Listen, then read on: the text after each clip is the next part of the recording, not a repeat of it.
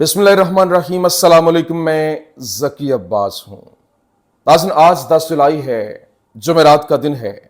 और यमन की जानिब से साम्राज्यिक कुव्वतों की कमर तोड़ के रख दी गई है। जिस तरह से यमन की जानिब से मुसलसल समंदर के ऊपर अपना तसल्लुत जमाए रखा गया और कभी अमेरिका आया, कभी इजराइल आया, कभी बरतानिया इस तसल्लुत को तोड़ने के लिए, लेकिन अभी तक वो तोड़ नहीं पाए। और आए रोज यमन की जानिब से कभी कोई जहाज को हिट किया जाता है, कभी किसी जहाज को हिट किया जाता है और फिर उनका मुतालबा सिर्फ एक है और वो ये कहते हैं कि जब तक फलस्तीन को आजादी नहीं मिलती, फलस्तीन के लोगों को वहां पर जो उनके ऊपर जुल्म हो रहा है या फिर वहां पर जो इमदादी सामान को पहुंचने से रोका जा रहा है, जब तक ये तमाम तर मुतालबात पूरे नहीं हो जाते तब तक ये हमले जो है वो रुकेंगे नहीं। और अब यमन की जानिब से यूं कह लें कि ऐसी जबरदस्त किस्म की डस्ट लगाई गई है कि जो इस वक्त साम्राज्यी कुव्वतें हैं वो घुटने टेकने पर मजबूर हैं और यहां तक कि हमले रोकने की दुहाइयां दी जा रही हैं। वो ईरान जिसके ऊपर ये हमला करने की तैयारी कर रहे हैं, जिसके ऊपर इन्होंने हमला किया लेकिन मुंह की खाना पड़ी, अब उसी से कहा जा रहा है कि यमन को कहो कि हमले रोके। और यमन की जानिब से जो हमले किए गए, 2 जहाजों को हिट किया गया और समंदर बुर्द कर दिया गया है। कैसे ये बड़ी अहम तरीन स्टोरी है, ये आपके सामने रखना, और कैसे पूरे के पूरे मंजरनामे को बदलते हुए यमन की जानिब से एक गरीब अरब मुल्क है और फिर इसके बावजूद ईमानी ताकत से सरशार, और उन्होंने पूरे के पूरे हालात को, पूरे के पूरे मंजरनामे को बदल के रख दिया। और सिर्फ मतलब देखें, जिस तरह से हुदादा बंदरगाह के ऊपर हमला किया गया, जिस तरह से वहां पर बमबारी की गई अमेरिका की जानिब से, यमन के जो ऊपर जिस तरह से हमले हुए इजराइल की जानिब से, बरतानिया की जानिब से, अब उन्होंने समंदर का मुकम्मल तौर पर कंट्रोल संभाली और फिर वो वीडियो जारी की जा रही हैं जिसमें उन्होंने उन जहाजों को टारगेट किया है। और फिर ना सिर्फ ये, बल्कि एक तरफ तो ये फलस्तीनी मज़ाहमत जो है वो भी एक्टिव हो चुकी है और फिर जो यमन है वो भी एक्टिव है। हमले जो है वो मुसलसल जारी हैं। फलस्तीनी मज़ाहमत की जानिब से हमले करते हुए 2 टैंक्स और फिर 2-3 गाड़ियां हैं उनको निशाने पर लिया गया और मुतअद्दिद इनके फौजी जो हैं उनको जो है वो टारगेट किया गया है, जिसमें हलाकतें भी रिपोर्ट हुई हैं। और ये एक बहुत तगड़ा किस्म का एम्बुश और घात लगाकर हमले किए गए, कैसे, ये भी आपके सामने रखना है। और इसके तमाम तर सिनेरियो के अंदर जिस तरह से अमेरिका की जानिब से अब बाकायदा तौर पर चाइना को धमकी दी गई। आप अंदाजा करें कि चाइना जो कि दुनिया की एक बड़ी ताकत है, उसको अमेरिका धमकी दे रहा है कि अगर ताइवान में तुमने इंटरवेन करने की कोशिश की तो बीजिंग के ऊपर हम बम गिराएंगे। ये ट्रंप की जानिब से बाकायदा तौर पर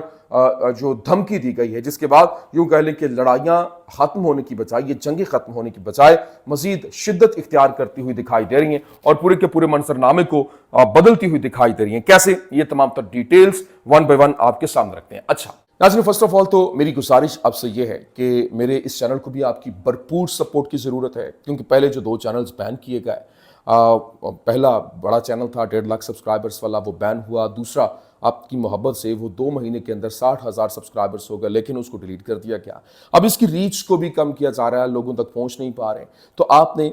इसको ज़्यादा से ज़्यादा लाइक करना है, शेयर करना है, कमेंट्स करना है, अपना फीडबैक देना है। बताइए कि कहाँ तक मेरी आवाज़ जो है वो पहुँच रही है, कहाँ कहाँ से लोग मुझे देख रहे हैं, ताकि ये जो एक रोकने की आवाज़ कोशिशें हो रही हैं, हम इस ब्रिज को भी तोड़ सकें। अच्छा, तो वीडियो का आगाज़ करते हैं। नाज़रीन, सबसे पहले मैं आपको बता दूं, देखें, जो इजरायली सहाफ़ी है जिसका नाम है रावीव ड्रेकर, उसकी जानिब से चैनल 13 के ऊपर बात करते हुए उसने कहा कि इजराइल की जो पुलिस है उसने मुझे धमकी दी कि ईरानी मिसाइलों से जो मुतासरा मकामात हैं उन पर फिल्म बंदी जो है वो रोक दी जाए, और उन्होंने फौजी सेंसरशिप का हवाला दिया, लेकिन ये वाज़ेह तौर पर नुकसान को छुपाने के बारे में था, न कि सिक्योरिटी के बारे में। बाद में मैंने टेलीग्राफ की रिपोर्ट पढ़ी जिसमें 5 फौजी अड्डों पर मिसाइल हमलों की तस्दीक की गई थी, जिसमें मैंने खुद देखा था। यहां सेंसरशिप जिंदगियों की हिफाजत के बारे में नहीं है, यह फतह के भरम की हिफाजत के बारे में है। और हम प्रोपेगेंडा में जो दरेबान है उससे खामोश शराकत दारों में तब्दील हो रहे हैं, और इस डर से कि गैर मुहिब वतन का लेबल लगाया जाए, यहां तक कि सैटेलाइट इमेजेस और टेलीग्राम लीक्स में भी हकीकत जो है वो जाहिर हो रही है, और सेंसरशिप जो है वो बेमानी और खालिसतन सियासी है। अब ये तो उसकी जानिब से, जो ईरान की जानिब से हमले किए गए, और ये जो इनका एक विक्टोरियस भरम था वो तोड़ के रख दिया गया। लेकिन अभी जो सबसे इंपॉर्टेंट चीज है वो ये है कि होशियों ने इस वक्त जो बल्क जो कैरियर एटर्निटी सी को निशाना बनाने और डूबने की वीडियो जारी कर दी है, जो इसराइल की तरफ जा रहा था। और वीडियो में वो लम्हा दिखाया गया जब एंटी शिप बैलिस्टिक اور क्रूज मिसाइल लॉन्च किए गए थे। जिस लम्हे वो जहाज से टकरा गए थे और वो मुकम्मल तौर पर डूब गया। ये दूसरा जहाज है जो इनका सिर्फ 2 दिनों में डूब गया है। लेकिन यमन की नाकाबंदी सिर्फ गासिबों की तरफ जाने वाले जहाजों पर ही नहीं है, बल्कि ये उन कंपनियों के जहाजों पर भी है जो इजराइल के साथ कारोबार करती हैं। अभी बेमको जो कि बाल्टिक और बैरुल अक़वामी मैरीटाइम काउंसिल है, उसमें बहरा अहमर के अंदर फायर लाइन में इजराइल ने मुंसलिक बहरी जहाज यमन से हमलों में उन कंपनियों की मिल्कियत वाले बहरी जहाजों को निशाना बनाया गया जिन्होंने पहले इजरायली बंदरगाहों का दौरा किया था। और फिर बहरा अहमर में निशाना बनाए गए 2 बहरी जहाज इन कंपनियों के तहत आते हैं जो इजरायली बंदरगाहों का दौरा करने वाले दूसरे जहाजों के मालिक हैं। हम बहरा अहमर को अबूर करने से पहले इजराइल से जहाज की कनेक्शन की हद का तयन करने की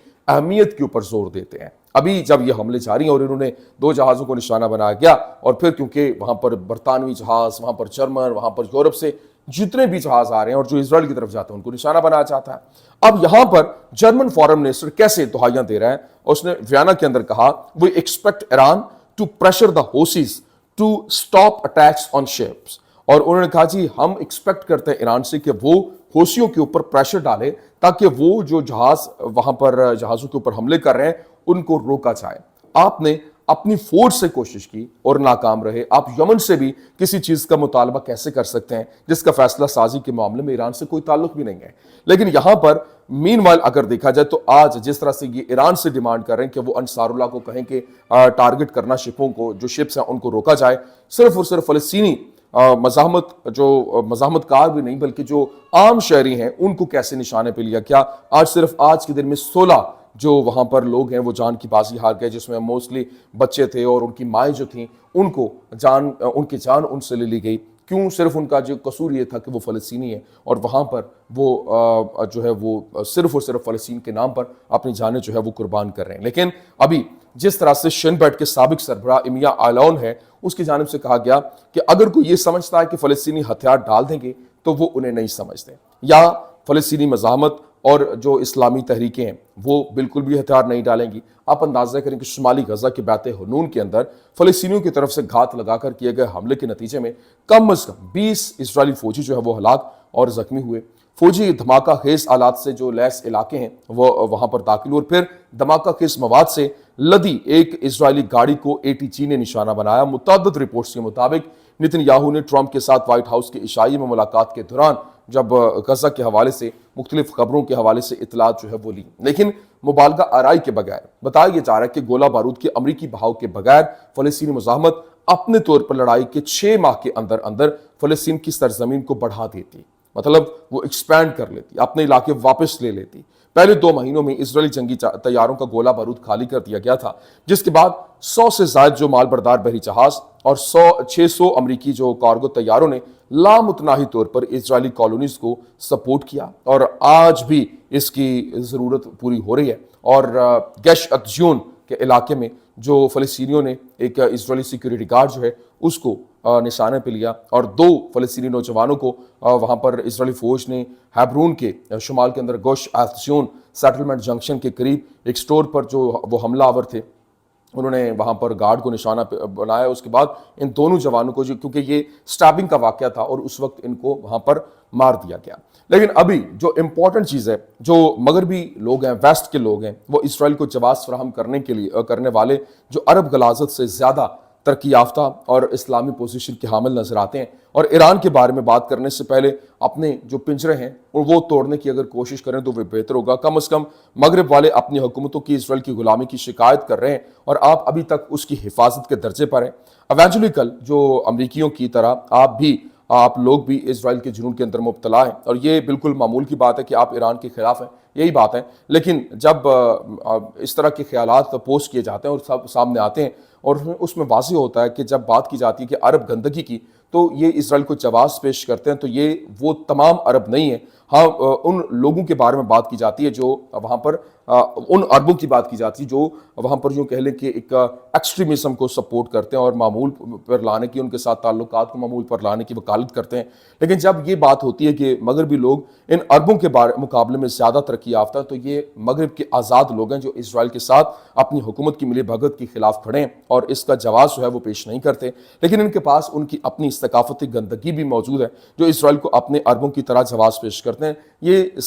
جو کہہ لیں کہ پیشہ ورانہ مضامین اور پھر جو بریکنگ نیوز دونوں پوسٹ جو ہے وہ سامنے آتی ہیں، اور ہم دیکھتے ہیں، آپ ٹویٹر دیکھیں، آپ جو ہے وہ جہاں پہ آپ کو خبریں ملتی ہیں وہاں سے آپ کو چیزیں ملیں گی کہ کیسے یہ اس میں گھپلا کرنے کی کوشش کی جاتی ہے، اور خصوصی طور پر مسلمان جو ممالک ہیں وہ کیسے یہاں پر دوہرے معیار کے حامل ہیں۔ لیکن یہاں پر میں آپ کو بتا دوں کہ اس وقت اسرائیلی وزیر اعظم نتن یاہو کی جانب سے واشنگٹن ڈی سی کے اندر بیان دیا گیا، اور اس نے کہا کہ میں نے صدر ٹرمپ کے ساتھ دوسری ملاقات مکمل کی ہے، اور صدر ٹرمپ اور میں ایک مشترکہ مقصد رکھتے ہیں۔ ہم اپنے یرغمالیوں کی رہائی حاصل کرنا چاہتے ہیں، ہم غزہ میں فلسطینی مزاحمت کی حکمرانی کا خاتمہ چاہتے ہیں، ہم اس بات کو یقینی بنانا چاہتے ہیں کہ غزہ اسرائیل کے لیے مزید خطرہ نہ بنائے، اور اس مشترکہ مقصد کے حصول میں ہمارے پاس ایک مشترکہ حکمت عملی ہے۔ نہ صرف ہماری مشترکہ حکمت عملی ہے، اس میں دباؤ یا جبر شامل نہیں ہے، اس میں مکمل ہم آہنگی شامل ہے۔ صدر ٹرمپ ڈیل چاہتے ہیں لیکن کوئی قیمت نہیں، میں ڈیل چاہتا ہوں لیکن کسی قیمت پر نہیں، اور آپ کے پاس جو رپورٹیں ہیں وہ اتنی ہی درست ہیں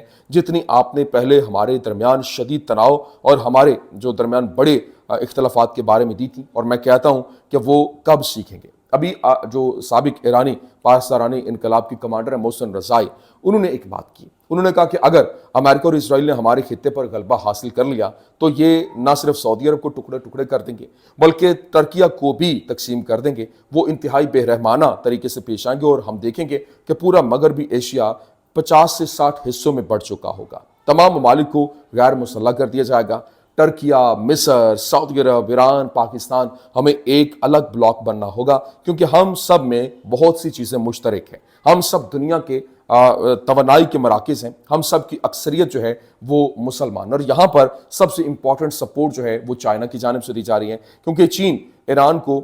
جس طرح سے اس نے J-10C لڑاکا طیارے فراہم کرنے کے حوالے سے خبر دی، اور نیوز ویک نے بھی رپورٹ کیا، لیکن اب بتایا جا رہا ہے کہ تمام تر اپنے دوستانہ ممالک کو وہ جدید ترین اپنے جو جنگی طیارے J-10C اور پھر نہ صرف یہ بلکہ ڈیفنس سسٹم جو ہے وہ بھی پرووائڈ کرنے جا رہا ہے۔ لیکن ابھی جو ایک چینی فریگیٹ لیزر نے بحیرہ احمر کے اندر ایک جرمن فوجی طیارے کو نشانہ بنایا، رائٹرز کی جانب سے خبر پرووائڈ کی گئی، اور جرمن طیارہ بحیرہ احمر میں تجارتی جہازوں پر حوثیوں کے حملوں کے خلاف یورپی یونین کے فوجی آپریشن میں شامل تھا، جسے آپریشن ایسپائڈس کے نام سے جانا جاتا ہے۔ جرمن وزارت خارجہ نے چینی سفیر کو طلب بھی کر لیا، جبکہ امریکہ کی جانب سے وارن کیا گیا کہ اگر چائنا کی جانب سے تائیوان پہ چڑھائی کی گئی یا حملہ کیا گیا یا اپنا وہاں پر تسلط جمانے کی کوشش کی گئی تو بیجنگ کے اوپر حملہ ہوگا، اور بم گرانے کی دھمکی تک دے دی گئی، جس نے پورے کے پورے منظرنامے کو تبدیل کرتے ہوئے ایک نئی لڑائی کی بنیاد جو ہے وہ بھی رکھ دی ہے۔ یہ کچھ اہم ترین اپڈیٹس تھیں، میں نے کہا میں آپ کے سامنے رکھ دوں۔ امید کرتے ہیں ویڈیو آپ کو پسند آئی ہوگی، پسند آنے کی صورت میں لائک کیجئے، شیئر کیجئے، اور ہمارے چینل کو سبسکرائب کرنا